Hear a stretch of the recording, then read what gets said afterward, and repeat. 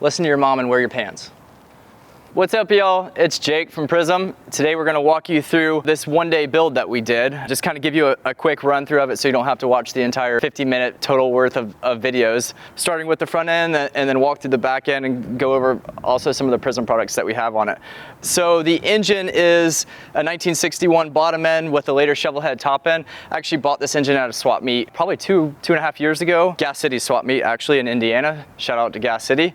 And I wasn't really sure if it ran. Obviously the guy said it ran when parked, but who knows what that means these days. So yeah, I bought that engine with the title and matching bellies, cases, 61 bottom end. If you watch the day one, or part one, I'm sorry, of the full day build, we kind of run into some issues with this engine thinking that it doesn't have any compression. Once we get it running, something frees up and it feels fine. It smokes a little bit at first, but now it doesn't even smoke at all and it's great. So runs great, runs solid. So that's the engine. So it's a 21-inch front wheel with an 18-inch rear wheel, both aluminum high shoulder wheels. We happen to have both of these just kind of laying around, and that was the whole idea with this build, is to take parts from off the wall or off the shelf to build what we think is a cool, unique bike. So it's a 33mm front end. There's a video of us retrofitting this. So later 60s Triumph trees retrofit to fit a 33.4mm Harley front end. We really liked the top clamp of this, which is why we wanted to use it, and the risers, how they're all integrated for 7/8 bars. We wanted to run 7/8 bars. These are old Flanders handlebars, again, that we had laying around. This is a Super Product B throttle. This is the throttle that we modeled our Super Prism throttle after. So they only made these for 7/8. Our Super Prism throttle is made for 1-inch handlebars. We got a chrome gas tank on it. It's an old Wassel. If you come on this side, there's a big dent on it. It was hanging on our wall, and then one day when we came in, the zip tie or string or safety wire, whatever it was that was holding it, had broke, and the tank was laying on the ground. And so that's how that dent happened. That one and that one. But I don't know, it kind of adds character and I think it's cool. Moving down from the gas tank, we have our quarter MPT 90-degree stainless steel petcock. The way that these work, you just thread that in to close it. Really only takes a few seconds, and then thread that out to open it. Simple as that. So that's on and off with our 1/4-inch fuel line that we sell. The frame is an early Panhead straight leg frame. We believe it's been shortened about 1 inch. We kind of took some measurements from a different frame, and it feels like everything's a little bit tighter. I kind of like that about it. Everything feels like tight and squatty and like close to you as you're riding it. It's got a very, very cool feeling and very cool stance to it. With the frame being shortened, it really doesn't bother me. I think it's a unique feature. We put a CV carb on this thing just to get it running. CV carbs are bulletproof no matter what engine you put them on. Not our favorite looking carb, but again, this was just a practical one-day build. And that's why it has this carb on it. If you want to run one on a shovelhead, we do sell an adapter plate. So what happens is you press, you can kind of see it in here, Matt, but you press this aluminum piece onto the back of the carb and it bolts directly onto your stock intake flange. We also put our Darlington air cleaner on it, and that's a direct bolt-on air cleaner. Comes with an internal filter element. We also have our CV carb choke bracket mount. The exhaust I really like. We used to have an event, swap meet called Charlotte Cycle Swap, which used to happen here right next to our shop here at Camp North End. I bought the headers and the squish pipe at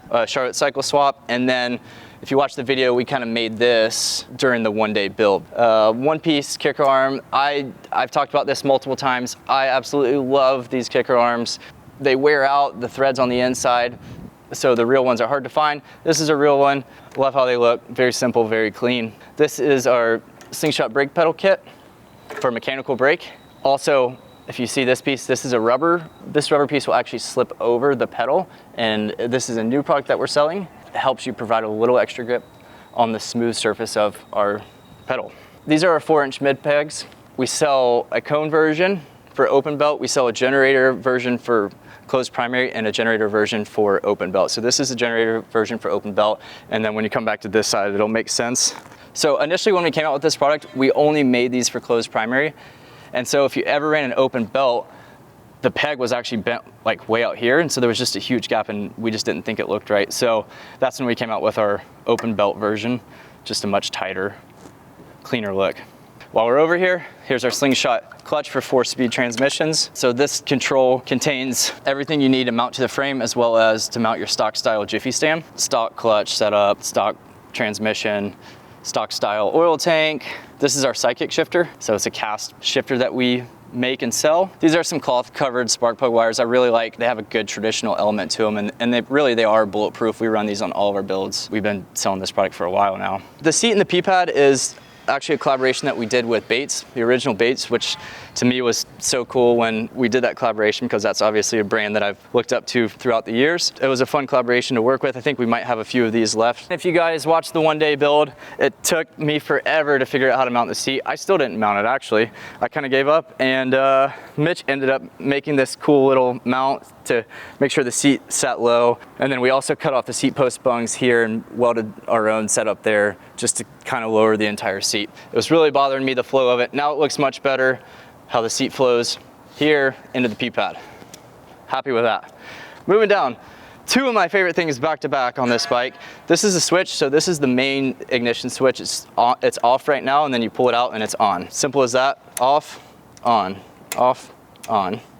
But I love that. That was a heater switch out of, I believe, like a 50s or a 60s Oldsmobile. Just happened to find that switch somewhere, and I thought it was really cool, and Mitch got that thing to work. These are 7/8 Flanders risers, so risers that would obviously go on your top triple tree for 7/8 handlebars. However, when we were trying to figure out passenger pegs and what we were gonna do here, we thought it would be cool if we used those risers, threaded in the stock style cheater pegs or shifter pegs into them, as well as machine the 7/8 diameter out to 1 inch to fit a stock Panhead frame. So really happy with how those came out. Those are probably my two favorite things to switch, and then these passenger pegs.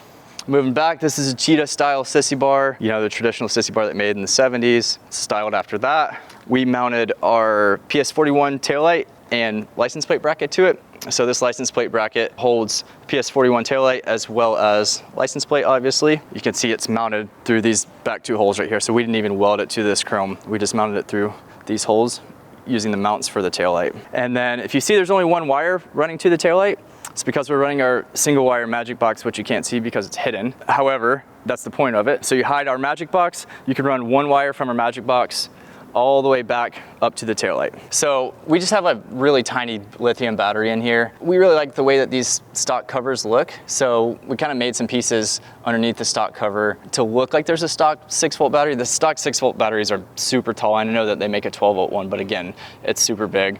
So we have a smaller lithium battery in there, and then we made some pieces to adapt this battery lid to work. Yeah, and it just kind of covers everything up and makes it all look clean underneath there. At the front end, we had to figure out a way to make some steering stops. We didn't really want to weld anything to the frame, so instead we came up with this chain linkage deal. We welded this little eyelet to a bolt, which is actually how you tighten the bottom triple tree. So you tighten this down, but also it holds the chain. And then all the wire that we have on this is just our vintage cloth covered 16 gauge wire. I didn't say this earlier, but I really like the front end setup. I think that turned out really cool with the Triumph trees. They're actually slightly narrower than a stock Harley tree, so I think the front end's maybe a ½ inch narrow, which isn't that big of a deal, but I think it's cool and I think it turned out perfect. And then I really like these risers, so the handlebars are really close and up tight to you. And we will forever take care of this bike and never ride it in the rain or in the dirt or off-road ever. Also remember to wear pants while riding, and always wear a helmet and eyeglasses, especially if you're doing a hill climb, because then if not, you might burn your leg. So listen to your mom and wear your pants. All right, start her up for us. I'm not allowed to start in my slippers, so we'll have to roll start it, I guess. I guess that's the only way to do it, right? Is that the right way? Let's see. If I had my boots on, I could kickstart it, but Flintstone it.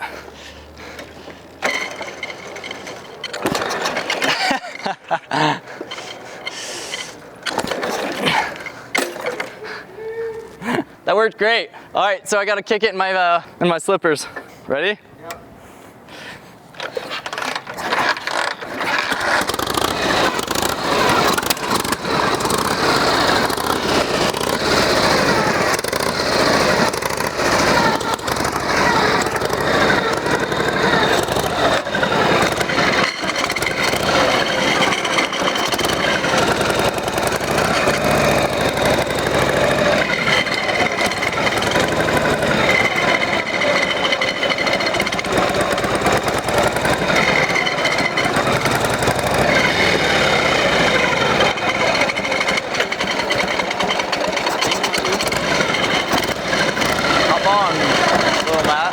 that's the end. Hope you guys like the bike.